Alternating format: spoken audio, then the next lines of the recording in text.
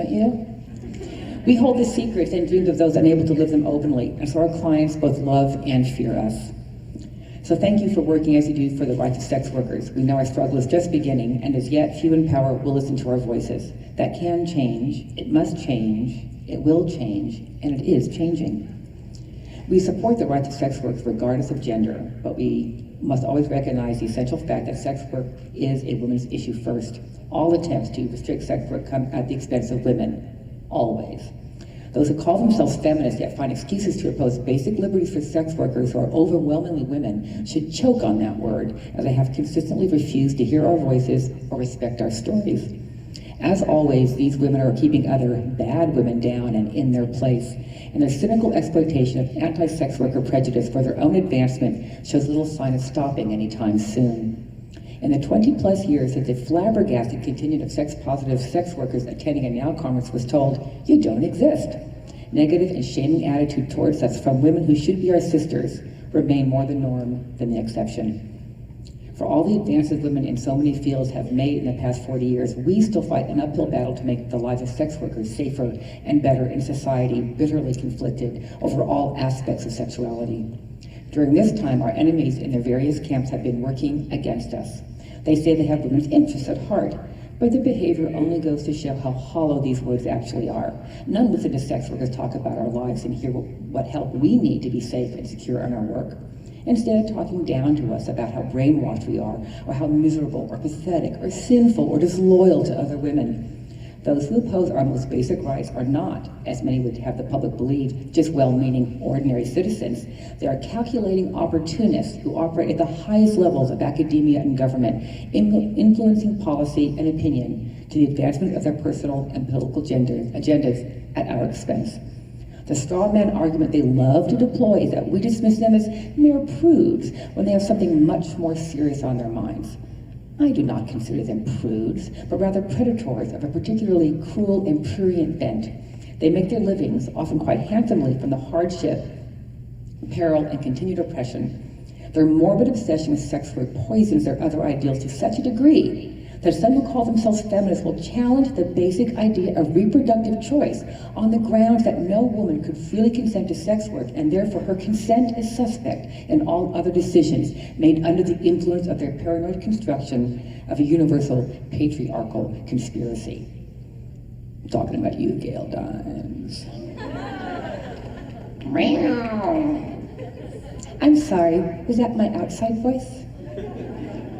The so-called Swedish solution, supposedly allowing sex workers to operate legally while criminalizing their clients, may be much in vogue among some segments of the chattering classes, but sex workers understand this approach only scares away the good clients who treat providers well, tip generously, and behave respectfully.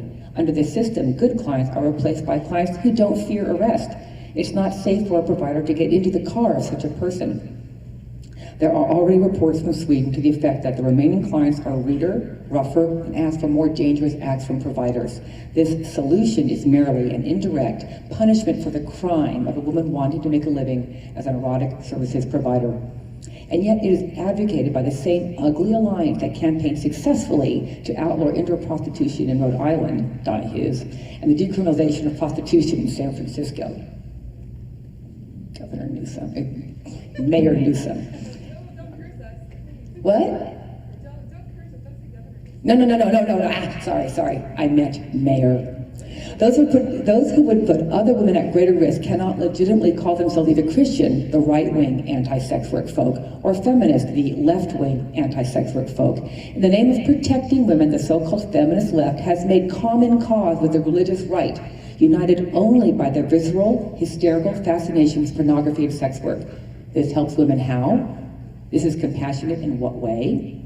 It's clear to me from my 26 years in the business and my meetings with 750,000 consumers that if sex workers don't band together and set an agenda for bold and radical change that benefits them and benefits society at large, the ongoing persecution that confronts each of us in different ways every day will continue unchallenged to the detriment of all. The war against sex work is really a war against sex workers, which is really a war against women. Although there are male and transgender providers who suffer the same opprobrium as their sisters, sometimes even worse. Therefore, we must decide for ourselves what the priorities of our agenda may be. I have my own ideas, and some here may share and some may not. I present them for consideration, not as endpoints, but as points of departure. One, of course, the decriminalization of all consensual sex work is job one. All the ills of sex work flow out of its criminalized status, so there could be no real progress in bettering the lives of sex workers without decriminalization. I would make this our highest priority. I have the proof. Yeah, take an amen on that. Oh. I never understood that. It's like, and I know all of you know this, I can go on a date and he can take me to dinner and a movie and dancing, and I can have sex with him for free. But I can't say, you know what, why don't you just give me the $300, I'll blow you, and we can be gone. Because I'll never understand that. I've been thinking about that for 35 years, and it still makes no sense to me. It's like, okay. I have the privilege of working in a legal sex industry called pornography.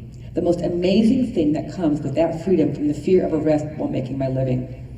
The freedom enables me to call the police if I'm assaulted without worrying about whether or not they'll arrest me instead of my attacker. That freedom enables me to buy a house or a car without having to invent lies about how I make my money. That freedom enables me to be a bold advocate for better conditions for all sex workers. And by the way, I think that you who are here without that freedom should give yourselves a big stinking round of applause for having the courage to come here and speak up, even at the risk of exposing yourself to hostile authority.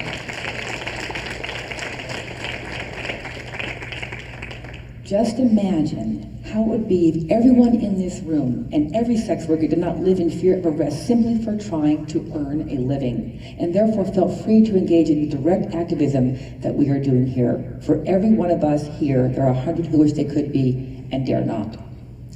My next objective would be the destigmatization of consensual sex work.